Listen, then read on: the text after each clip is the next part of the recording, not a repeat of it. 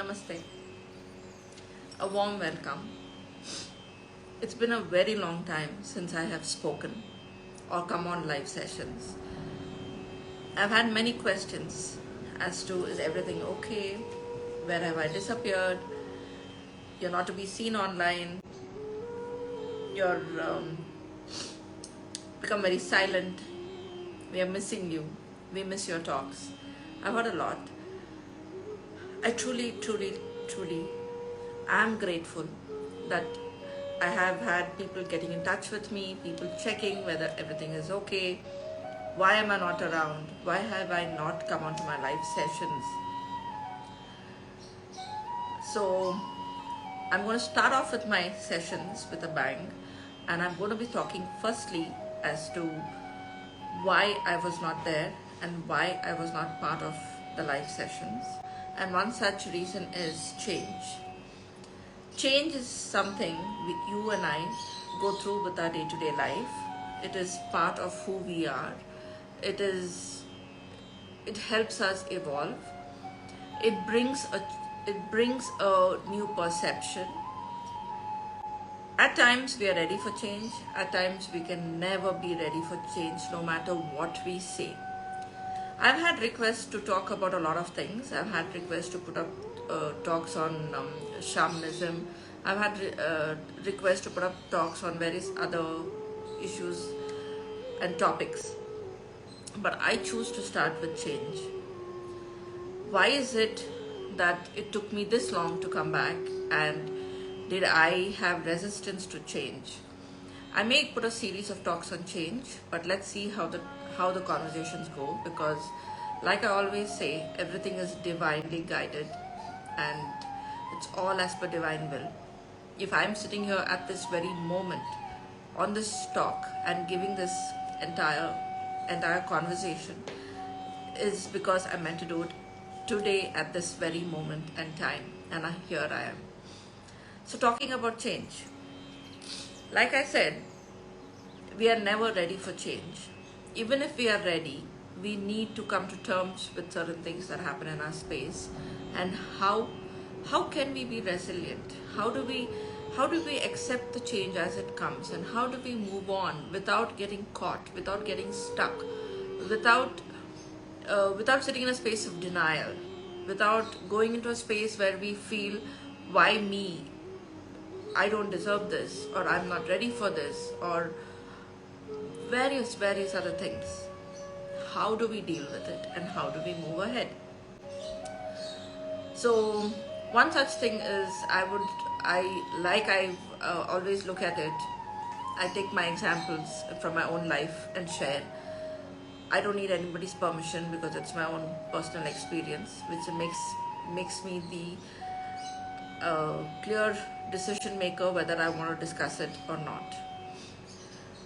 So last year, I went through a phase where I had my younger child ready to fly out of the nest, go for higher studies, and there was a lot that was happening in my space. I have had a couple of series with him where we've sat and had conversations, and I am going to be bringing him back soon for a couple of conversations, but that is a little later. So in the midst of it, I have spoken about being prepared and are we ever ready. So in this whole process, though I speak and though I work with others and though I help people, I went into a space with being ready and prepared and telling myself that I'm not going to break down. I'm not going to go into a space where I'll have to gather myself back and put myself together. No matter what I told myself, no matter how much I counseled myself, put myself through it, as a mother, I did go through it. It was very painful. It was difficult. The emptiness hit home hard. It hit into my belly beyond what I could think about. Being a mother and suddenly, like, not having, like, I have two children.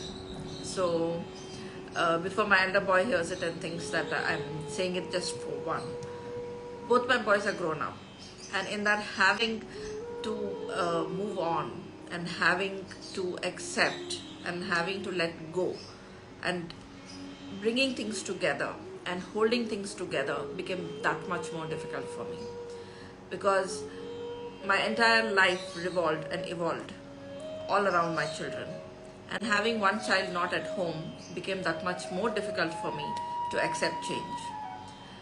I went through the various stages. I sat in denial. I sat into various kind of mood swings. I got into a lot of arguments with my child because I wanted it my way and I'm not ready to see his way. And I knew all this was my own way onto holding on to things which I was not ready to let go. And my biggest fear was to let go. My biggest fear was, what if, he spreads his wings and flies and never returns home.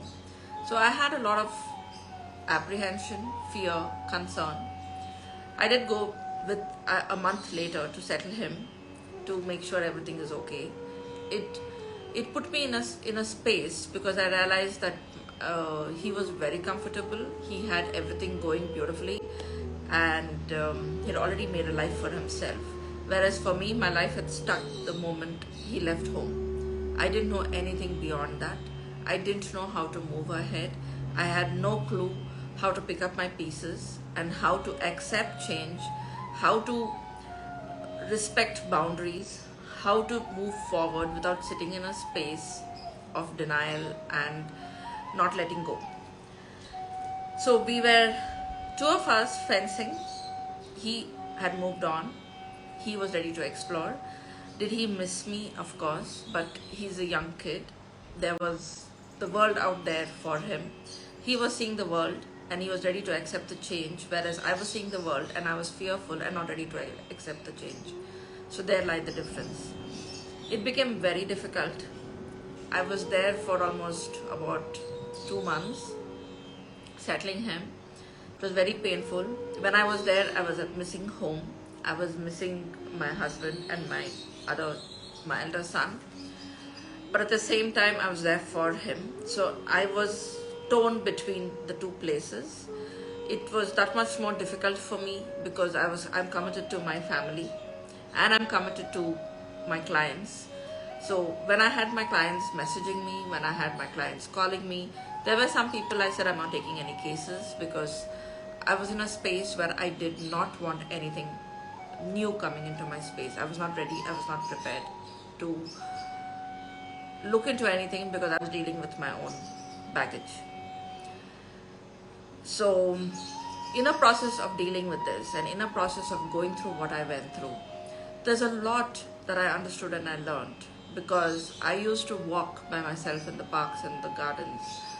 And when I used to be by myself, and at times I used to wait for him, I used to think that, okay, he's going to come now, he's going to join me for a cup of tea.